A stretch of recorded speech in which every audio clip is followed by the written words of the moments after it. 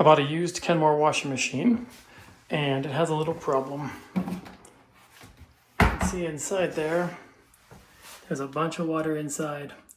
The valve that controls how the water gets into the washing machine is no longer sealing correctly, and water just continues to fill. So when the machine is off, this water will continue to fill inside here, and after about 3 days, the other day it came out and it had actually run over and was all over the floor. So you can see the last owners didn't do much about this. They put a sign on there to basically say, let's let evaporation compensate for the leak. And then also it has a cracked front door, but I thought this was a big bad deal, but that's really just a plastic outer shell. You don't have to worry about that. The inside is glass and it's totally sealed and just fine. So we've got to stop that from happening, and the way to do that is to replace the valve. So in comes this part. This is a water valve that goes to the back of the machine, and it basically stands in between these valves, which control whether the water comes in from the outside of the house, hot or cold or not. Those go down the hoses and then into the old bad version of that valve, which is at the back of the machine. So I got this on Amazon for $29. It's a perfect match for the one that's already in there. And so I'm going to open the back of the machine up and show you how to replace that valve. The machine is surprisingly easy to work on because most machines, especially washing machines, you got to take out all kinds of pieces and deal with springs and balances. And in this case, all you've got is 3 screws. This is a T20 screw that has a 1/4 inch outside or a Torx middle. And so you can take all 3 of those off. There's one there, there, and there. Let me do that. Once you've got those 3 screws off, the whole deck just slides backwards. So it's tucked in up here at the front. And if you take this piece and pull it backwards, just a little bit, that much gap, then the whole thing lifts up. It's just behind a little ledge right there. You can get this completely out of the way. And then that is the valve. So that piece right there is the beautiful match for this piece right here.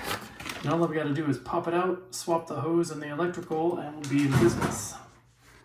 So the model number for this particular machine is right there. And the model number for the valve is right there. So when I look at the one that's back there, the only thing that is holding it into the machine is this one screw right there. That is all you got to remove to get this guy to come loose. And that screws in to this little plastic tab right there. That's its only connection to the machine that holds the valves in place through the sheet metal. So unplug the washer just so you don't mess around with anything electrical and get zapped, and go to the washer water on the wall and make sure you turn that off, or as soon as you remove these hoses you're going to have a mess. And then let's take those back off with a sweet pair of slip joint pliers. Since there's water inside the drum, that means these hoses are under pressure, and that means there's water all the way down that hose back up to here, since this point is higher than the valves on the wall. So when I take these off, they're going to make a little bit of a mess. So I got a washcloth to catch the water that sprays, and then I'm going to drop them down immediately into a bucket just so that all the water that's in them will drain out, and if it siphons any more out of the wall, I'll have a place for it to go instead of making a mess. All right.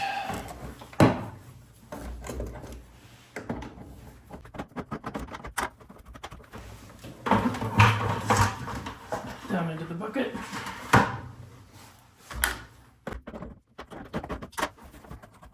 All right, so there's the valve now with the hoses detached, and that screw on the left side is all we got to worry about. So I got the same T20. There's that screw. Since it only has one screw, there's one little clever part of this design. There's this little ring at the back of the threaded portions of the valve, and it hooks over the sheet metal edge here. So if I grab this and pull it a little bit right, it's going to fall right in the machine. But if I latch it over that, it'll stay still. The space back there is a little cramped to try and work on that hose clamp, so I'm going to pop the joint out so the valve is free. This way I can remove the electrical connectors easily. It's always helpful to know how the part works before you start pulling on the electrical connectors. So you can see we're not trying to take the white or the yellow piece off, we're trying to pull the connector out of the inside. And it just has a little barb right at the top on that piece on both sides. So if we lift that up, we're going to be able to pull the electrical connector out of the middle. So lift up, pops out, piece of cake. Lift up, pops out. Now all I got left is the hose clamp.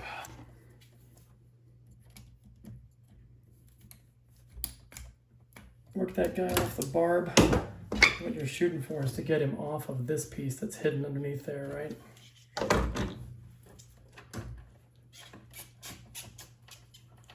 Out comes the old valve. Two pieces are an exact match. I can't even tell the difference. I got to keep track of which one's which so I don't throw away the good part. So the new part trades out perfectly for the old part. All I got to do is go from the other side and put the screw right in that flange that sticks out to the edge. As we talked about, I slid the valve over so that it's held in place while I drive the screw so I don't have to keep chasing it in and out. Cold line to the side that says C, to the side that says H.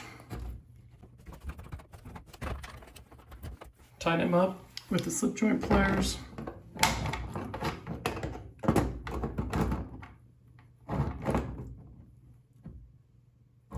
Snug, but don't want to break off those plastic.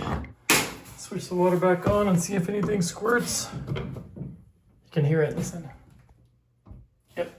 So reassembly is easy, just like taking it apart, but it is worth noting that there's a notch right here.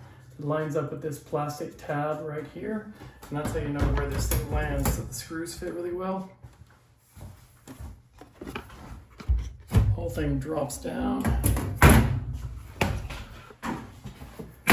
And if you've got it lined up right, it pushes forward until that edge is tight.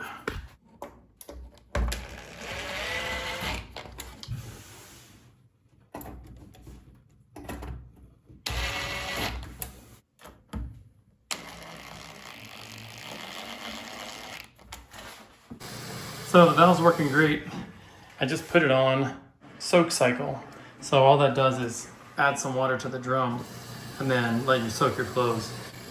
And once I've verified that water's running in and the valve's working correctly, I just switch this over to drain and spin. So it's gonna take 11 minutes.